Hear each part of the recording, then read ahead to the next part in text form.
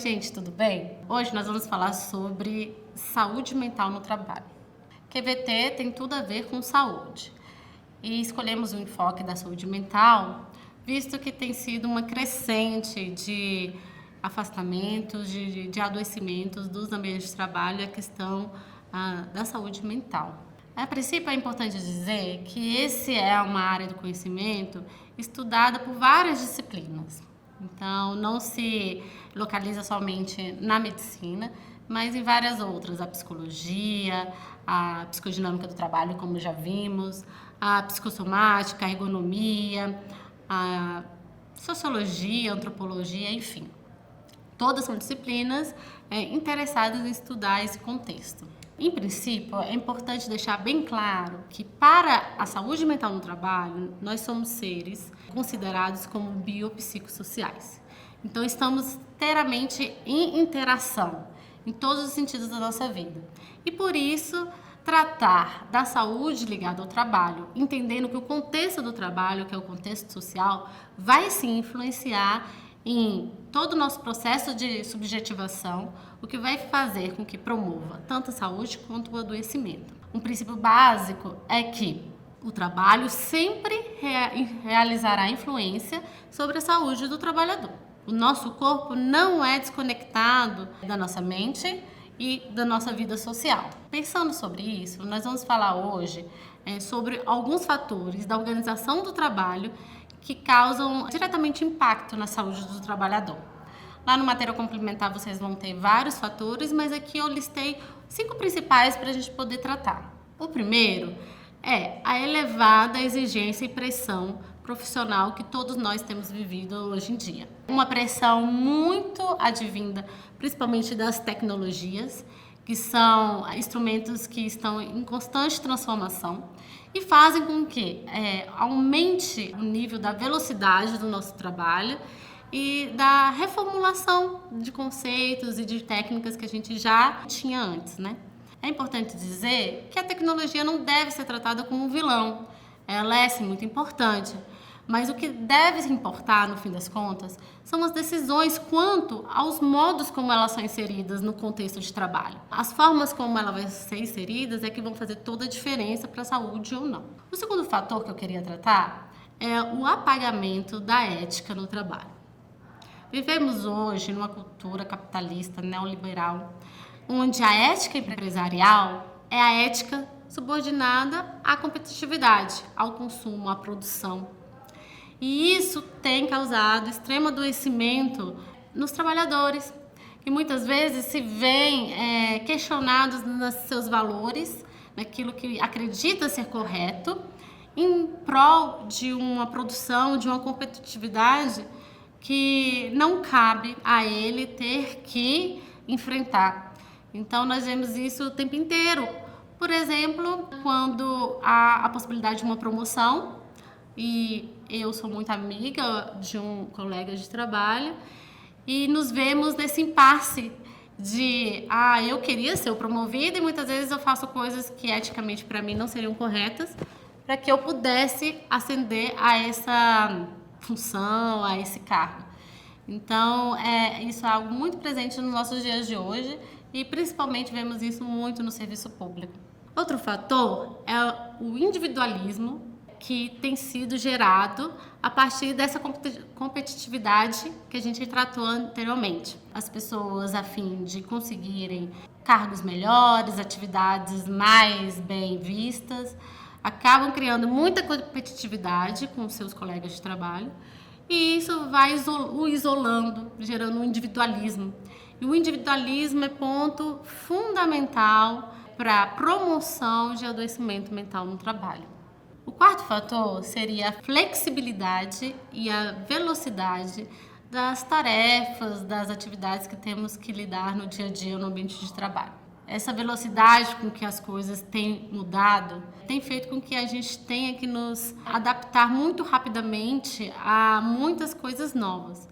E isso causa muitas vezes um desgaste muito grande subjetivo do trabalhador. A velocidade também ocasiona um problema que é a descontinuidade muitas vezes, a desvalorização daquilo que já foi feito no passado e uma ideia de que tem um futuro que eu nunca vou conseguir alcançar, uma meta inatingível, porque ela pode mudar novamente daqui a pouco. O quinto e último fator que nós verificamos como muito importante, que vamos tratar aqui, é a introjeção psíquica do controle. O que seria isso? Hoje, as empresas, as organizações não estão mais tão interessadas no controle externo, do tipo pontualidade ou simplesmente verificar se as metas foram ou não atingidas, mas estão muito preocupadas no controle interno, que seria o quê? A imposição de uma ideologia da realização de si, do desenvolvimento pessoal. Para mim é muito mais interessante como organização fazer com que o trabalhador encare aquela atividade como um desafio pessoal, algo a se conquistar por ele mesmo, do que simplesmente com o controle externo das atividades. Isso vai engajá-lo muito mais no trabalho. Porém, isso causa muito mais sofrimento mental, porque o trabalhador nessa busca, que pode ser que nunca encontre, vai se sentir muito desqualificado e não reconhecido. Dito isso, eu gostaria de passar com vocês pelos principais tipos de adoecimento que verificamos hoje em questão de quantidade de afastamentos por motivo de trabalho que estão ligados ao adoecimento mental. Vamos trazer aqui hoje 3. A primeira seria a depressão.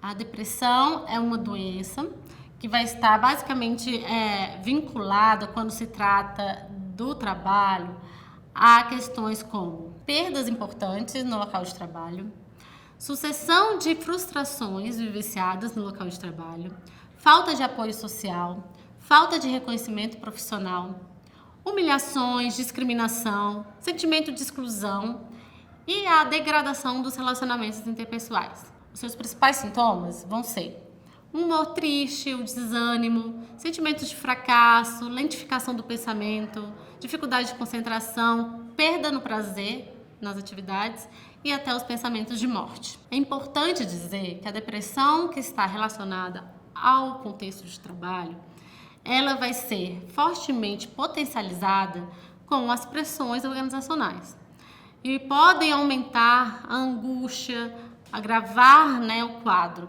É importante que a organização entenda que o tratamento e a prevenção da depressão relacionada a condições de trabalho será a avaliação e a modificação desses condicionantes organizacionais que são responsáveis pela promoção desse acometimento. O segundo adoecimento que eu gostaria de tratar aqui é o alcoolismo. O alcoolismo é um adoecimento de difícil diagnóstico, porque o processo de negação dele é muito forte. Em geral, as pessoas não conseguem entender e compreender que estão num processo de adoecimento. Então, quando se é notificado, já está num estágio muito grave. Então, é um adoecimento muito comum, o segundo em afastamentos por motivos de saúde, relacionados à saúde mental no trabalho, mas que difícil diagnóstico. Ele está muito relacionado à questão de uma perda de controle em relação à ingestão de bebidas. Então, vai ter todo um critério de sintomatologia para poder se enquadrar dentro do alcoolismo, mas a ideia da perda do controle na hora de ingerir a bebida alcoólica é primordial para o diagnóstico. Os fatores laborais mais relacionados com o alcoolismo são o aprisionamento do trabalhador a uma situação de trabalho no qual ele está se sentindo oprimido, está se sentindo em sofrimento e não se sente potente para poder modificar aquela situação.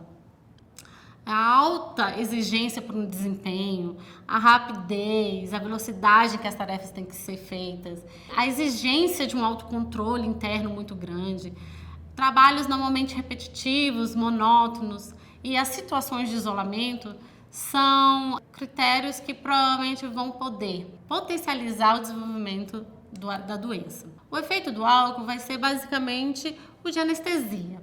de fazer com que essa pessoa se sinta mais relaxada, mais calma, e aí eu gero uma pequena sensação de bem-estar, porque eu não penso naquilo que está me fazendo sofrer. O alcoolismo, ele é uma síndrome de dependência e ela vai ser psicológica e física. Isso é muito importante entender. E tem um componente social muito importante. Por isso, enquadrá-la dentro das doenças que estão relacionadas ao contexto de trabalho. A ingestão de álcool também pode ser considerada uma expressão de violência.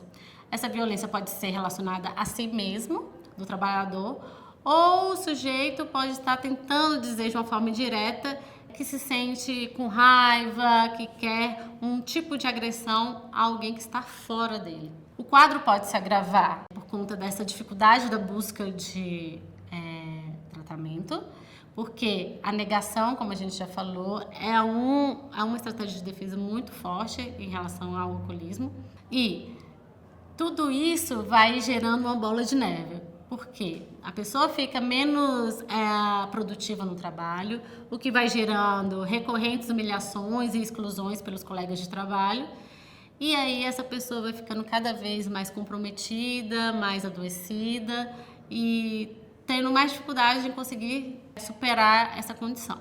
O terceiro tipo de doença que eu gostaria de trazer aqui na videoaula é o burnout.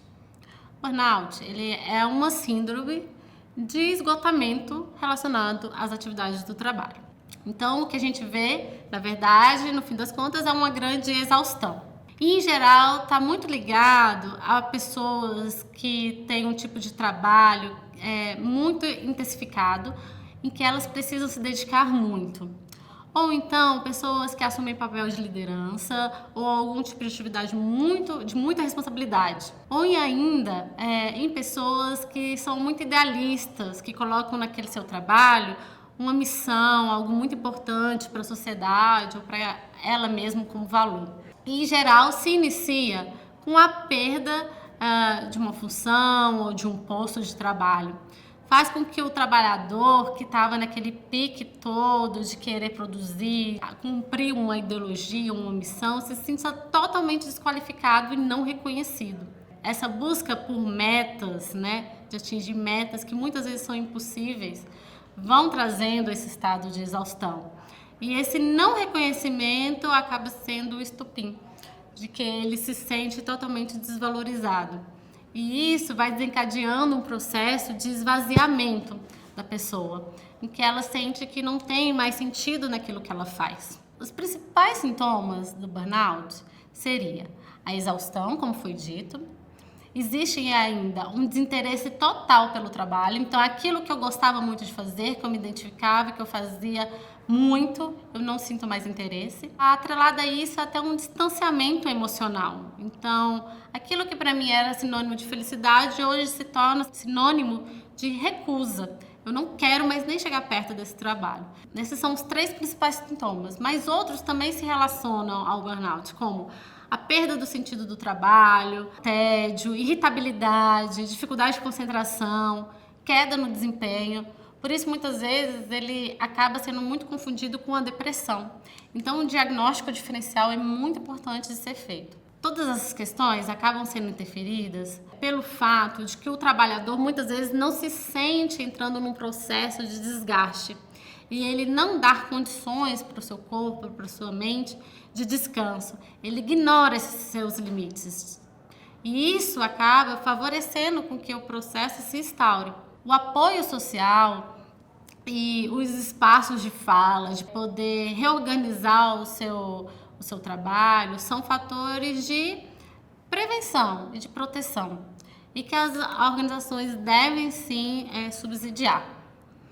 Outros tipos de adoecimento e agravamento da saúde vão estar no contexto complementar. Queria dar destaque para o agravamento relacionado ao assédio moral, que é uma área de conhecimento muito ampla, que a gente poderia falar só uma aula sobre ele, mas que não podemos deixar de citá-lo como item indispensável a ser pensado quando falamos de saúde mental no trabalho. Bem, gente, é isso. Obrigada pela atenção. E vamos continuar as nossas conversas, tanto lendo o texto complementar, quanto no fórum. Participem!